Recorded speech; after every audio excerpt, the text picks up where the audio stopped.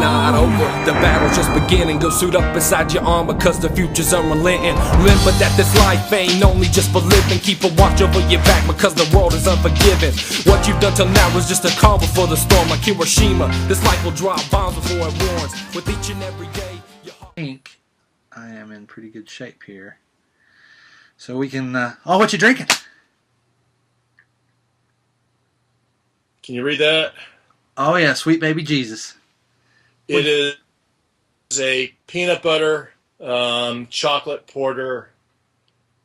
Yeah, chocolate peanut butter porter. So it's absolutely amazing. And this is my whole reason for doing this for doing marathons and triathlons, is so I can enjoy that. And that's kind of what I'm in it for. Hobbies that cancel each other out. Right. Well, we'll just jump right into it. And for I've known you for a little bit, but for people out there who don't know you, just give us a little bit about your background and tell us kind of what got you started wanting to go down the path of fitness. So, like, what was like the epiphany moment? You were sitting around one day. Did you look down like I did and think, "Oh my God, I might die and never get to see my daughter get married"?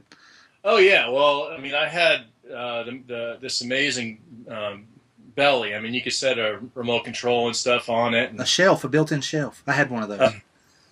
I mean, sometimes I miss it. It's like, now I have to actually reach forward onto the ottoman and grab stuff off of it. It's like, oh man, I missed the belly. I know, and just think about it. You're having to do an ab workout just to get to your remote. So, well, to answer your question about that, I'd been up and down a few times. I guess starting in my late 20s, early 30s, where I would get on a fitness regime that seemed to work for me at that stage, where I would, for maybe 6 months to a year, be able to work out at a certain time. And while I was working out and burning those calories, I was, able to maintain a good diet and everything, because once you have that exercise element going on, you're more cognizant of your diet and how many calories you're consuming and everything. And so you keep on that path until something changes. For me, it was usually a change in my schedule, either because of a job or, getting married and then having a kid. I would fall out of that routine. And as soon as I went off of the exercise regime, which was usually just going to the gym and getting on the elliptical or the Stairmasters like that, the only goal was just simply to lose weight. And this cycle continued for a long time. I'd go maybe 6 months to a year of tittle fits, and then I'd fall off of it for a couple of years and then get back on.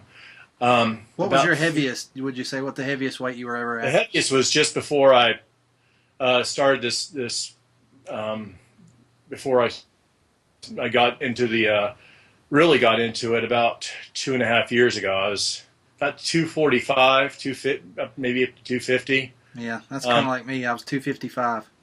How tall are you? 6 foot. Yeah. I'm 6'3", so we were, really close to the same size all the way around, especially if you factor in the extra couple of inches. I guess the moment of epiphany was, I guess it would have been March of 2010 or 2011. We were on a ski trip, and I couldn't move. I mean, I struggled going, trying to get down the slope, trying to move around with the skis on, and my legs were hurting the whole time. And I was like, this is because it's a direct result of the weight. I've got to get rid of this, So as soon as we got back from the trip, I started exercising during my lunch hour at work, and that kept on for a while. That started in March. I stayed on that through June, and that's really where I burned all of the weight off. And those 3.5 months or so. What did you get down to in those 3.5 months? Then I got down to maybe 180. which is right around where I am now, and I fluctuate a little bit. But that was just doing the elliptical. I didn't start the running and stuff until later on in the summer. I think it was actually no, it was I stayed on just the elliptical early July, and then some stuff changed at work, so I couldn't. It wasn't really a good idea for me to work out during my lunch hour at work, so started working out at the gym near where I live, and that required me to get up at 4 o'clock in the morning. Yeah. And the gym downtown, I mean, all they have is the weight equipment and then the mills and the elliptical and stuff.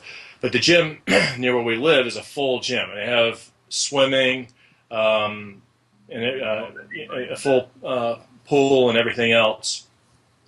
And I figured, well, as I'm working out here, there's no sense in just doing the elliptical and falling back into that routine. So I started swimming, going on the treadmill, and then riding my bike again. So I did that from July through August, and then I went, and by this point the weight was down, and I was starting to run, 5 miles, building up a little bit. By the end of the summer I was right around 5 miles, and then we went to a camp up in Vermont, this family camp called Tyler Place, where you go as a family, and it's very activity oriented. There's no TVs in the cabins or anything. You drop your kids off in the morning, pick them up in the evening. The kids are off doing their thing. And so the whole day you're either out kayaking, swimming, or going on a group bike ride, a group hike. They have a rock climbing wall, this kind of stuff. And the reason I'm mentioning that camp is because that's when I got into triathlons. Cool. They had a triathlon there called the Duck Man. Uh-huh. And it's a 0.3 mile swim, a 8 mile bike, and I think it was a 1.8 mile run. Mm-hmm. So I did that. My wife and I went with our daughter and another family, and they were saying, "Oh, you're doing that stuff now. You sign up for it." I was like, "I don't know, man. I don't know if I can swim 0.3 miles. I mean, it's not in a pool. What am I going to do if I get out there and I can't stand up and I get tired?" They said, "Just do it." So I signed up for it. I did it, and I was just, for me, I've got a rack of all the finishing medals and stuff, but the duck is the most important because that was the first. Right. That was the first thing that I actually did and I accomplished. And at the end of that race, I was talking to this guy that lives around here, and he's really into triathlons, and he was telling me, "Oh yeah, there's the Great Chesapeake Bay swim that's 4.5 miles," and basically he's telling me about the whole triathlon lifestyle. Right. And so as soon as he came back from that trip, I signed up for a half marathon in November, a full marathon, because this was in August. So I signed up for the half marathon in November, a full marathon in March, a half Ironman in May, and the Chesapeake Bay swim was in June. So I immediately started training for all those things, and then I knocked them out, and that's how I got into this stuff. And since then, I mean, that was 2 years ago or so, and I've done since then I've done 2 full marathons, 2 half Ironmans. I did that bay swim, which is 4.5 miles. I did a 2 mile swim. What's that like to be in the bay? And you're probably one of the very smallest creatures swimming across the bay. I was also one of the slowest creatures. Out of 317 people, out of 617 people, I think that made it across, I was like number 600. Oh wow! I was just glad to make the cutoff times. The scariest thing was just looking across and then looking around at the other people that are like, man, these guys are real swimmers. They didn't start doing this stuff like 6 months ago. I was like, what the hell am I thinking? But I think that, beginning of every race, I feel like a poser. Right. Like at any point, somebody's going to point at me and say, he shouldn't be here. But that's never really happened, has it? No. It's just something that gets in your head.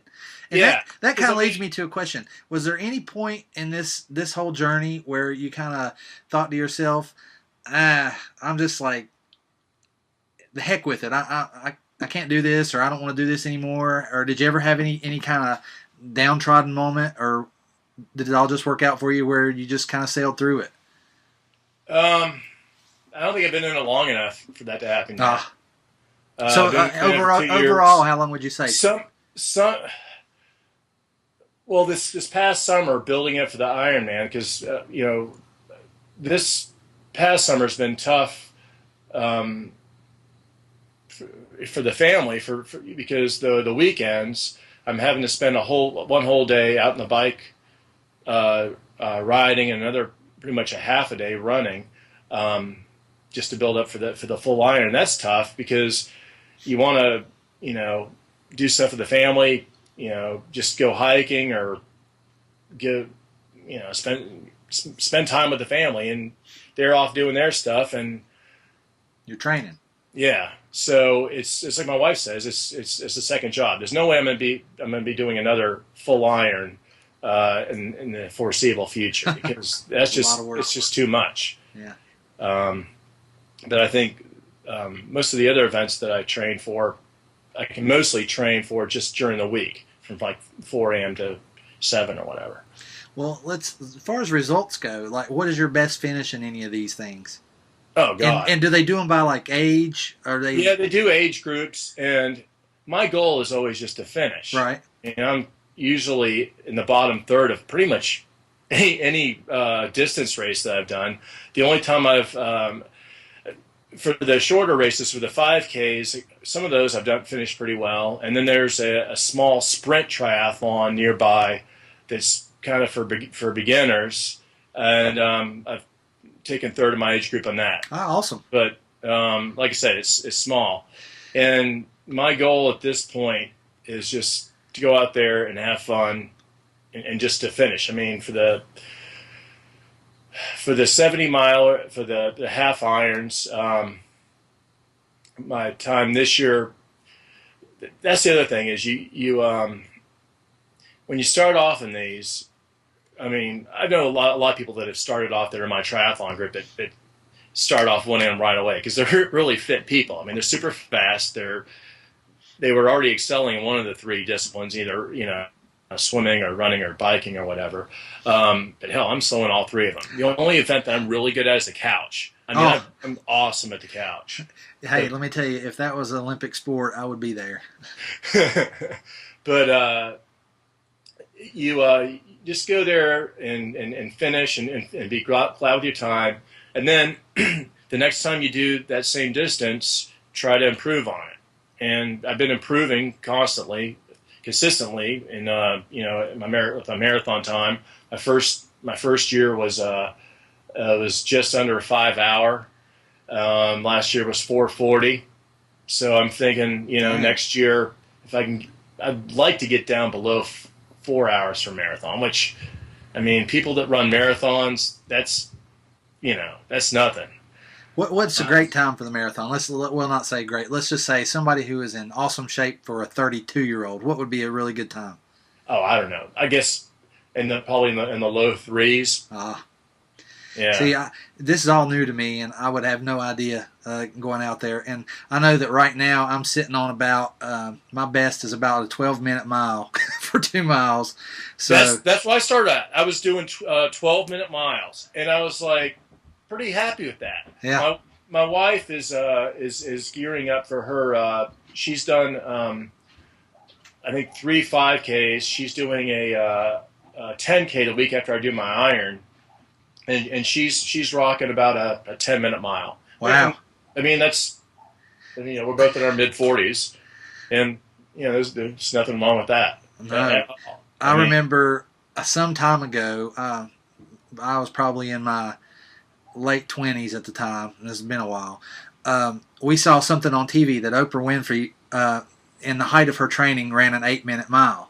And I was like, my God, if Oprah can run an 8-minute mile, I'm in my 20s, surely I can do it. And at the time I was a smoker, and we got home one day after hearing that, and I literally jumped out of the car. I had on my clothes that I had worn to work. I knew how far a mile was out our road because we'd actually walked at a time or two. And I took off running, and I actually had a watch with me, and I decided I was going to beat Oprah. Well, I think I got back at about 7:58, and I literally thought I was going to have a heart attack and die. And I'm not even kidding. I honestly thought I was going to die. That was I believe you. That was the second dumbest thing I ever did. The first dumbest thing I ever did, fitness-wise, was I've been out of shape for a long time, but I've always coached AAU basketball. And one day the boys were slacking off in practice, and they're 13 to 14 years old at the time, and we were running suicides. And I told them I could outdo them in a suicide. It was snowy outside, and I had on these duck boots. I said, I can wear these duck boots and outdo y'all in a suicide. Well, I did it, but I walked outside because I thought I was going to pass out in front of these kids. I honestly thought I was going to just drop. Wow. It was horrible. But I've had a couple of those I'm stupid moments, and I find myself now, I want to get everything done at one time. I'm the most impatient person in the world, and for what you're doing, you can't really be that way. You just have to gradually increase. I know the other day I ran was it 23:50 something. It's the first time I was under 24 minutes in 2 miles, and I mean I thought I was the king of the world. That's great. But you got to start somewhere. Absolutely. And that's what I'm. See, Chris, one difference between the way you're doing it and the way I was doing it. First of all, I hate running, and it comes. It's very deep rooted, and it comes from 25 or so years ago when I was in boot camp. The Army sucked the fun out of running. If there was any fun ever in running, the Army sucked the fun out of it. And that 2 mile PT test might as well have been a double marathon. I mean, it was just. I didn't like it, wasn't any good at it, and just to pass the damn thing and then to try to get better at it while I was in the Army was, I swore once I got out of the Army that I was never going to own another pair of running shoes, and I was true to that for about 20 years, and then I got into this stuff. So how many pairs have you burned through since you started doing this? 5. 5, yeah. So. The difference. I was on the. I wasn't running with all the weight because I burned all that off just doing the elliptical, and the elliptical, it is good. It's perfect for what it's meant for, and that's just to burn a whole lot of calories because there's no impact on the knees and stuff. Right. So I used that thing, and it wasn't until my weight was down that I started with the biking and the swimming and the running, and then after the little micro triathlon at the place in Vermont in August, that's when I started building up. My first real race was the half marathon, then the full, then the half iron, then the bay. I skipped the whole 5. My wife is much more pragmatic about it, starting off with a 5K and then a 10K. And she says she's probably not going to do a full or a half marathon. She'll probably stop at 10 miles if she gets that far. Right. I just wanted to check those boxes off right away. So. Well, I'm hoping that my plan is we're going to try to do a 5K color run in February. I'm hoping that somebody will see this and say, hey, look, if those two dudes can do something, then, maybe I can make a change and find something that I like to do and enjoy. So hopefully we can talk again sometime. I've had a great time doing this. And, the other thing you were asking about being intimidated about getting into it. Oh, yeah. I've seen people doing half irons like on their kids' Huffies. It's fine. And people, the most inspirational part of going to any race is watching the final finishers coming through. I mean, these people that are working, they've been out there on the course a lot longer than you have because you're already done and they're still out there. And just watching them come across just shows a lot of dedication and it's very inspirational. That would even if you don't want to run a long race, go and volunteer for one. That'll be inspiration. I mean, it's just seeing the final finishers come through, and then you'll see them, and you'll say, hey, if this guy can do it, I can do it. We'll let it go here, but, man, thank you so much. Right. And if y'all ever get down this way, holler at me and let me know ahead of time, and I'll take you and buy you a beer. How about that? Right on. All right, man. Thanks, Chris. Thanks. Take it easy. Keep in touch. All right, bye. Cheers.